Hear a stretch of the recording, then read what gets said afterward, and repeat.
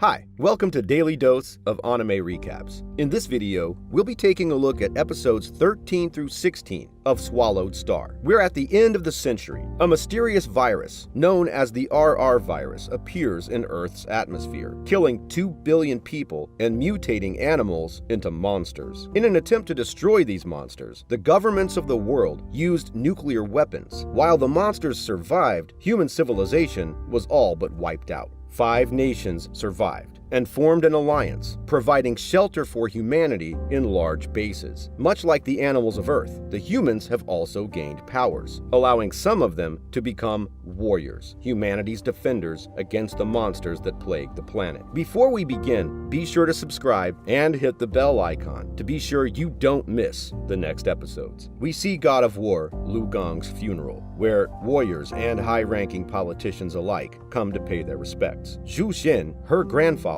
and her brother are there as well. We see Xingkong, Zhu Xin's brother, greet a man named Guo Hai. He tells Guo Hai that Luo Feng was also in the area when God of War Lu Gong died, and that he has a thing for Zhu Xin. He also remarks that he's just a soldier, but Guo Hai interrupts him, saying that Luo Feng killed 10,000 monsters in 2 months and is incredibly strong. Zhang Haobai's uncle and the captain of Huya Squad walk in and decide to pit Thunder Team against Firehammer Team to wipe them out once and for all. 2 bodyguards of the Paulinus clan, one of the 9 heads of the alliance, then walk in. As they walk in, Lu, the old man, makes eye contact with Luo Feng and startles him with his keen gaze. Captain Gao Feng informs Luo Feng that Lu is almost a god of war himself. Lu greets Huya Squad and says that they had better not put personal grudges ahead of their mission they have in City 003, and that everything must be ready for their master, the head of the Paulinus clan. Everyone then steps outside as the warrior who saved Luo Feng in the first episode approaches the funeral. Captain Gao Feng is surprised that Luo Feng knows him and says that he's second in power only to Hong, the strongest man in the world. After the funeral, Firehammer Team discusses Huya Squad and their involvement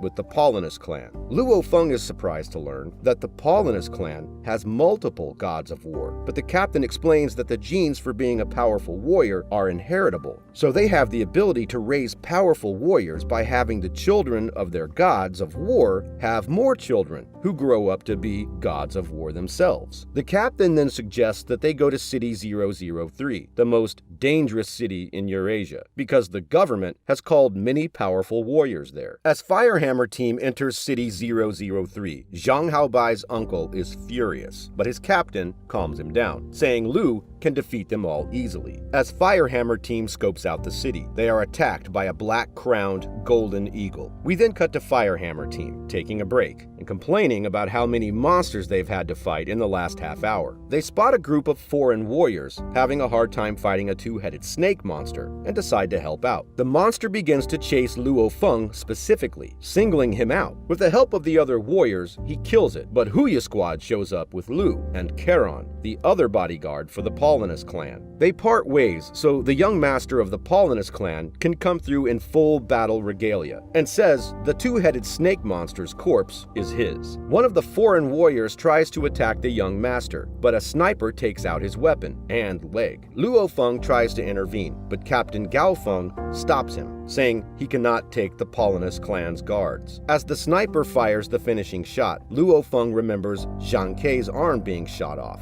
and blocks it, saving the foreign warrior. One of Firehammer Team snipes the sniper, and Luo Feng reminds the Paulinus clan head that their team also has a sniper. Lu knocks Luo Feng into a building with one hand, and Charon attacks Captain Gao Feng. Lu and Luo Feng begin to fight as well, and as the 2 Paulinus clan guards are separated by their respective battles, he asks that in exchange for saving the master of the Paulinus clan's life, the 2 guards spare the foreign warrior team. Before they realize what's happening, the Firehammer Team sniper fires a shot that would have killed the Paulinus clan's master, but Luo Feng blocks the shot, saving him. Lu notes that the shot that Luo Feng blocked was a blank, and Luo Feng says he won't help them anymore if they don't spare the foreign team. Charon is enraged by this, but Lu agrees, explaining to Charon that while a sniper will have little use against the two of them, the young master is not as skilled. The Paulinus clan and Huya squad leave, but not before Zhang Haobai's uncle warns Luo Feng that he won't be so lucky next time. Lu warns the captain of Huya squad that he should be more aware, as if anything happens to the young master, he will kill him. Luo Feng decides to track the Paulinus clan because he fears they will retaliate once their master is safely away, reminding Firehammer team that if the two guards launched a full-strength attack on them, they would not win.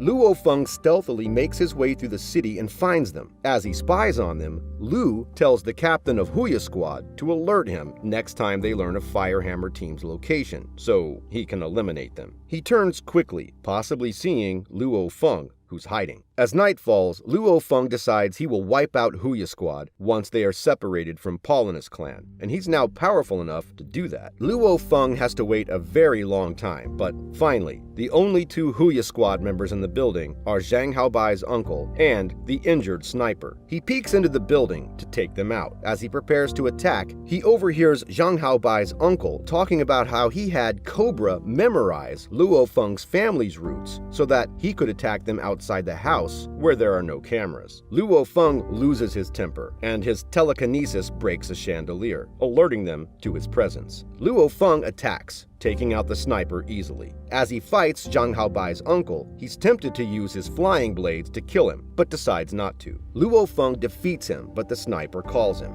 He lies and says that the call is from Cobra, and if he doesn't answer, he doesn't know what will happen to Luo Feng's family. Luo Feng releases him, but then realizes that it was a trick. Zhang Haobai's uncle catches Luo Feng in a sneak attack, which he defends against, but then Zhang Haobai's uncle throws dirt in his eyes and attempts to kill him. Luo Feng catches his enormous blade with his hands, and the two struggle as the sniper crawls towards his gun. The bullet connects, and Zhang Haobai's uncle begins to beat Luo Feng, complaining that he could only beat him using tricks. He then activates an ultrasonic monster attractor, so the monsters in the area will come and finish off Luo Feng. But Luo Feng uses his flying blades to slice the legs of both the sniper and Zhang Haobai's uncle. Luo Feng then stands and levitates the sniper's bullet in the air, revealing that he only pretended to be shot and had in fact blocked the bullet, and that he is a spirit master. Zhang Haobai's uncle attempts to call for help, but Luo Feng destroys his communicator watch with his telekinesis and twisting his wrist with it as well, revealing just how above the two of them he really is. He decapitates the right hand of the sniper, saying that was payback for taking Zhang Kei's right hand. He tells them that, unlike them, he doesn't kill warriors, but the monsters they have called with their ultrasonic device will have no hang-ups about killing them. As he leaves, we see the menacing form of a lion monster entering the room, and the screams of the sniper and Zhang Haobai's uncle. We see the rest of the Huya squad and the Paulinus clan walking back to the building after a successful hunt, when Lu smells blood. They investigate, and the Huya squad captain comes to the conclusion that warriors attacked their comrades. Master Lu is not convinced, but the Huya squad captain says if it was warriors, they may be planning an assassination of the young master. But Lu assures him that they will work together, and no one will lay a hand on the rest of the Huya squad. The ground begins to shake, and as something large moves outside the building, they find the activated ultrasonic device. Lion mastiffs attack Huya squad and Paulinus clan as an injured Luo Feng tries to crawl away without the monsters seeing him. Paulinus clan displays how powerful they are, frightening the hiding Luo Feng and killing a large number of monsters outside. Inside the building, Huya squad's captain watches in terror as his team is devoured while they call out to him. He flees outside, and the sky turns dark as the lion mastiff leader appears. As they fight it, a second one appears, equally as large. As it pounces, a lightning-filled weapon pierces it, killing it instantly, and the young master cheers because his Uncle Li has arrived. arrived. The first one pounces and is struck down by lightning as well, and the young master cheers again, as his Uncle Wang has arrived as well. The two gods of war demand to know what happened, and Lu explains. They conclude that someone has a grudge against Huya Squad. One of the gods of war berates the young master, saying he's weak and needs more training. The other tells him not to worry, as, with his genes and some support, he can eventually become a god of war and join the Palace of the Gods. The Huya Squad captain asks what that is, but he's told that he's not a high enough level warrior to know, but since he may someday join them, he will give him a little explanation. Palace of Gods is a group consisting of all of the gods of war in the world, as well as anyone higher ranked than that. Hong and Thunder, the number 1 and 2 most powerful men in the world, are the founders. The goal is to test the limits of the human body and find a way to wipe out all monsters. The two gods of war then order the group to leave, as they are about to fight an advanced beast general known as the Iron Dragon, and that it will destroy miles of city. They explain that it led a group of monsters to attack a nearby base, and that it ate 1,000 men in order to lay an egg, which must be destroyed before it grows up to be another powerful monster. Luo Feng decides to follow them, so he can learn if it's dangerous or not. We see the two gods of war scoping out the Iron Dragon's lair, which is surrounded by an army of powerful monsters, making it a challenge to even get in there to fight the dragon. Luo Feng follows at a distance as they move into battle.